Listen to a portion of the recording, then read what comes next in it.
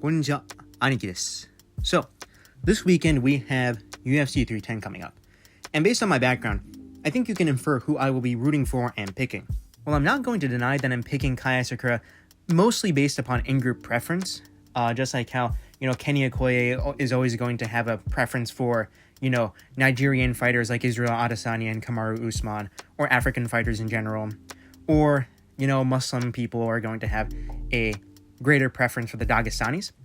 There are a few crucial points that I think people are ignoring or forgetting about when picking Pantoja, and I'd like to bring them to your attention before the fights go down on December 7th, or the 8th here in Japan. First, this is just my guess, but Kai Asakura is likely going to be the largest opponent that Pantoja has ever faced in his career. Now, Steve Erceg had a similar frame to Kai, but Kai has been fighting up at bantamweight for the majority of his career. And in his last fight, he fought and knocked out Juan Archuleta, who, by the way, is the guy who fought and took Patchy Mix's undefeated record. Now, Juan Archuleta was getting up there when he fought Kai because Juan Archuleta was 36 years old and Kai was 30. But Archuleta came into their fight 2.8 kilos or 6 pounds overweight. So Juan Archuleta, he was like 140 pounds on weigh-in day, if I recall correctly, if not a little bit above that. And if you watch their fight, you'll see this very clearly because you'll see how much thicker Archuleta is than Kai. It looks that they're like a weight class, if not 2 weight classes apart. And while Kai struggled in the first round, no doubt, he ate Juan Archuleta's shots, and he still managed to KO Archuleta, who had that huge physicality advantage over him.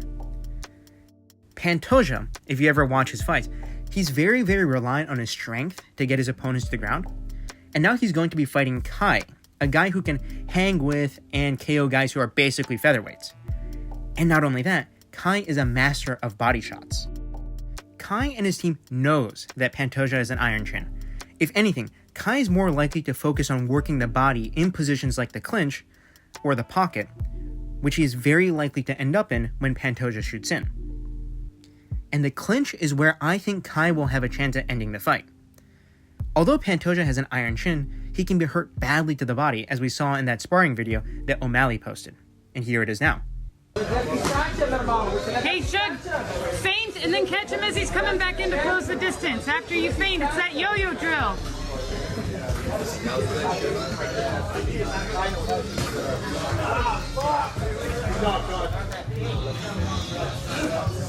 If Kai is able to successfully pummel underhooks as Pantoja is going for the takedown, he'll be able to neutralize Pantoja's greatest strength, which is the back take, and set up his own best weapon, which are the knees to the body. Kai will have a significant height advantage in this fight, standing 4 inches or 9 centimeters taller, which will make landing those body shots much easier. If the weight cut doesn't affect him too badly and drain him too much of his strength, I think this method of victory could be very likely for Kai. I'm not going to say it's going to be easy, but it is something that he's probably worked on in camp. And second, the point that I put in the thumbnail, and the point that I think people aren't talking about enough, is that the UFC wants to have Kai win this fight. Although I covered a lot of this in my video explaining why Kai Asakura is getting a title shot, Kai Asakura winning is the key condition to opening up the Japanese MMA market. Without Kai Asakura as champ, there is no UFC Japan. Fans over here will just go back to watching Rizin. And that would be a significant loss for the UFC, which has spent a lot of effort promoting this fight to Japanese MMA fans. And that is why, if the fight goes to the scorecard, I can see Kai Asakura winning a robbery over Pantoja. Now, if you look at Pantoja's last fight against Steve Erceg, a lot of people scored that fight for Erceg on the basis of damage. I think that if Kai Asakura were to be similarly competitive with Pantoja, the judges would give the fight to Kai. Even if the fight is closer than that between Erceg and Pantoja, I think that the judges may give it to Kai regardless. We all know that the judging the UFC is extremely suspect, and there's been many cases where fighters get robbed or nearly got robbed. And when these occur, they oddly seem to favor whoever will be more profitable or marketable for the UFC. Just look at John Jones versus Dominic Reyes, Petr Yan versus Sean O'Malley, and perhaps most important and relevant for this upcoming weekend, Demetrius Johnson versus Henry Cejudo 2, all of which have been deemed robberies. In Mighty Mouse versus Henry Cejudo 2, Most of the people calling the fight a robbery said so because DJ landed the better shots on the feet, but Cejudo got more control time. Since the rules of MMA state that significant strikes, which have a higher likelihood of ending the fight there and then, are worth more than control time in the scoring criteria, it would probably be correct to say that this fight should have been scored to DJ. However, in the fight between Pantoja and Kai, I can see things playing out a little bit more like this.